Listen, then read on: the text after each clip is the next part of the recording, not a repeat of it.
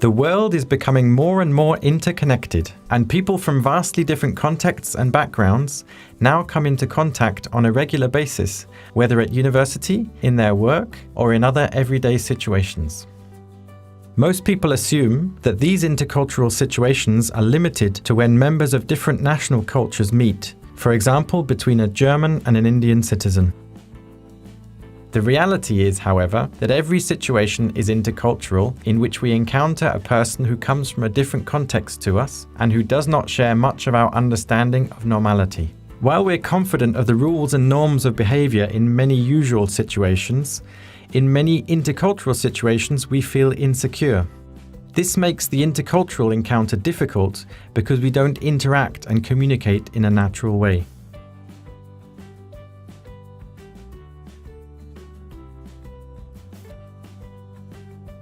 In order to overcome this problem, more and more people are attending specialized intercultural training workshops. To enable the participants to become effective in intercultural situations, the desired objective is often said to be intercultural competence. But what is intercultural competence? Let's take a closer look. In fact, every intercultural situation is one in which two individuals meet. The prerequisite for mastering such a situation is the competence to act effectively, which is made up of several part competencies. These part aspects of effective action can be seen on three levels: our knowledge, our attitudes, but also our behavior. A pillar of these competencies is specialist competence. Here, on the level of knowledge, we need to possess specialist knowledge. However, it is equally important that we are capable of applying our specialist knowledge and also acting in an appropriate and motivated manner. A further aspect of acting effectively is methodical competence. While interacting, it is important to know methods that will serve as appropriate tools in each situation. However, it is not enough to know these methods. We must be capable of putting them into practice. There is also another important type of competence, and that is the social competence. When we are socially competent, then we not only have knowledge of social rules, but are also capable of implementing these in social situations. Finally, we also have the appropriate motivation required in order to want to put our capabilities into practice within social interaction. Furthermore, we need to train self-competence, for which self-reflection is particularly important. On the attitude level, self-competence can be seen through our motivation and willingness to learn, while on the behavioral level, it expresses itself through constructive criticism and responsibility. Once we have trained these part competencies, we can act effectively in most familiar situations. In an intercultural situation, however, this familiarity and confidence is lacking.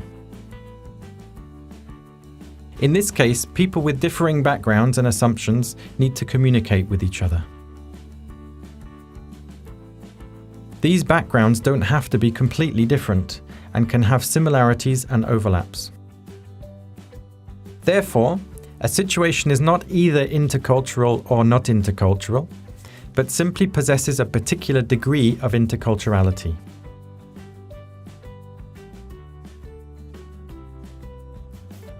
In order to master an intercultural situation, one's usual ability to act effectively must be transferred to the unknown situation.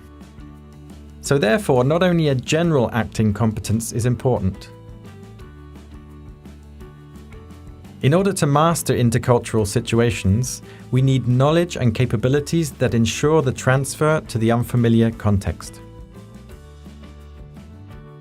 To this end, we require knowledge about the cultural context of the other, but also the ability to reflect on our own relationship to our culture and also to the foreign culture.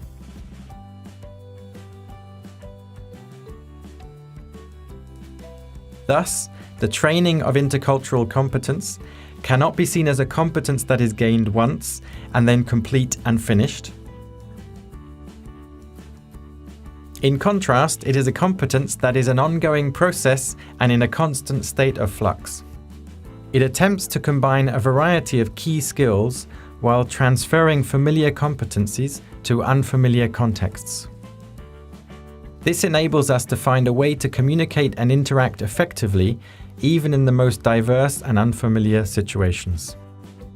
Thus, through the negotiation process, normality, plausibility, and routine can be re-established while ensuring reciprocity and enabling confident and constructive interaction. This is the goal of intercultural competence. The understanding of intercultural competence presented here is, of course, only one way of viewing things. Theories of intercultural competence are as complex as the intercultural situations themselves.